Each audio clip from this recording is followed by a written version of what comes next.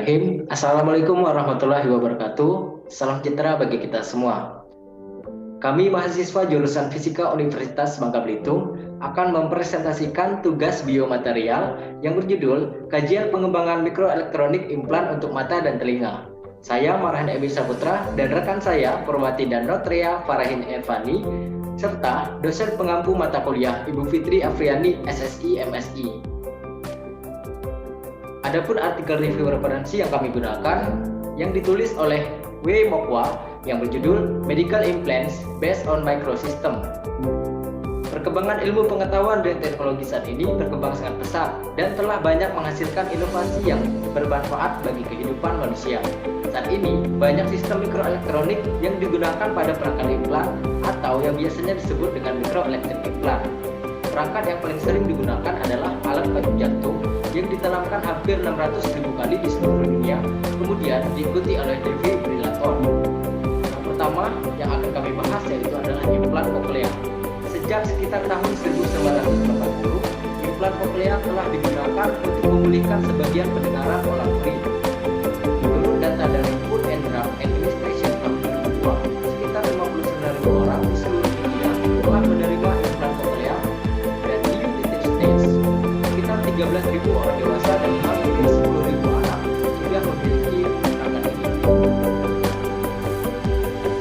Ada dua mekanisme kerja dari implan koklea. Yang pertama, prosesor sinyal eksternal akan menerima suara dan menerjemahkannya ke dalam bentuk sinyal digital. Selanjutnya, sinyal digital dikirimkan melalui kulit melalui sambungan magnet ke perangkat yang ditanamkan melalui pembedahan tepat di bawah kulit atau implan internal. Kemudian, implan internal mengkonversi sinyal ke energi listrik dan mengirimkannya ke elektroda di dalam koklea.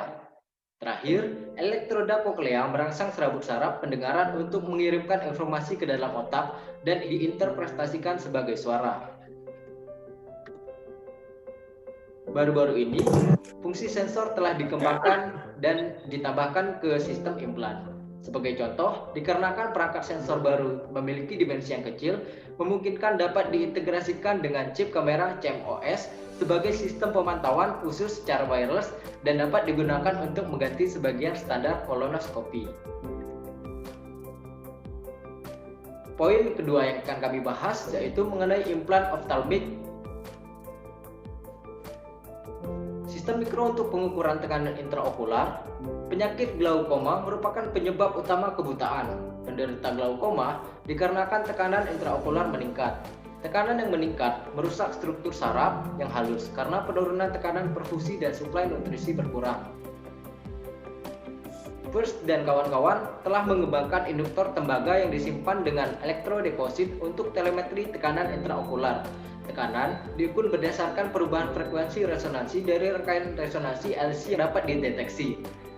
Berikut merupakan skema dari suatu sistem pengukuran tekanan intraokular secara kontinu. Selanjutnya yaitu photosip terintegrasi transponder tekanan, di mana sistem ini didasarkan pada lensa intraokular buatan yang mengandung sistem mikro untuk mengukur tekanan intraokular. Implan ini hanya terdiri dari dua bagian, di mana mikrocoil dan chip sensor tekanan yang terintegrasi. Selanjutnya itu kumparan mikrocoil dibuat dengan mikroelektroplating emas ke coil polimida fleksibel, di mana chip sensor dan kumparan mikro diangkat menjadi lensa lunak buatan yang dibuat dari silikon dan menutupi area haptik lensa. Berikut yaitu gambar lensa buatan yang lembut dengan kumparan mikro dan transponder chip. Dengan bahan yang lembut, implan bisa dilipat yang dibuat dengan teknik bedah standar. Diameter luar lensa sekitar 10 mm, tekanan dipindahkan ke bagian membran sensitif secara langsung oleh silikon. Berikut yaitu kurva pengukuran dari sistem yang ditanamkan ke dalam mata kelinci. Sistem serupa diperkenalkan oleh Eggers dan kawan-kawan. Sistem ini didasarkan pada chip sensor tekanan, chip pembaca, chip telemetri, kumparan diskrit, dan bagian SMT tambahan, di mana sensor tekanan absolut kapasitif dibuat dalam permukaan sistem mikro menurut Eggers dan kawan-kawan. Selanjutnya yaitu kami akan membahas tentang implan retinal, di mana menurut WHO pada 1997 lebih dari 8 juta orang secara hukum buta dikarenakan degenerasi retina. Ada pula sebagian besar disebabkan oleh degenerasi makular dan retinitis pigmentosa. Pendekatan subretinal pertama kali untuk perangkat subretinal diusulkan oleh Chow. Implan ini didasarkan pada susunan mikroelektroda yang didukung oleh sekitar 3.500 sel surya mikroskopis. Ide awal pendekatan ini yaitu untuk menghasilkan arus foto dengan stimulasi cahaya yang mampu mengubah potensi membran lapisan atas neuron dan mengaktifkan sistem visual. Di mana permasalahannya dikarenakan areanya kecil, arus yang dihasilkan terlalu kecil untuk membangkit potensial stop. Oleh karena itu, sistem ini harus didukung dengan tambahan sirkuit dan sumber daya eksternal.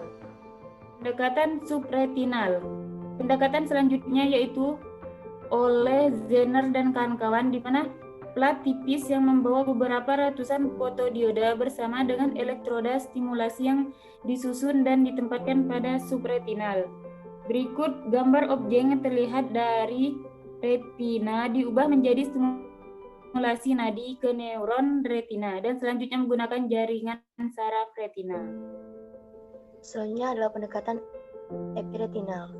Implan epiretinal diselidiki oleh konsorsium Epiret, Jerman, perusahaan Jerman Intelligent Implant Technologies Ltd, Seconsight, Humayun, dan Rizzo. Dalam pendekatan epiretinal, informasi visualnya direkam dengan kamera.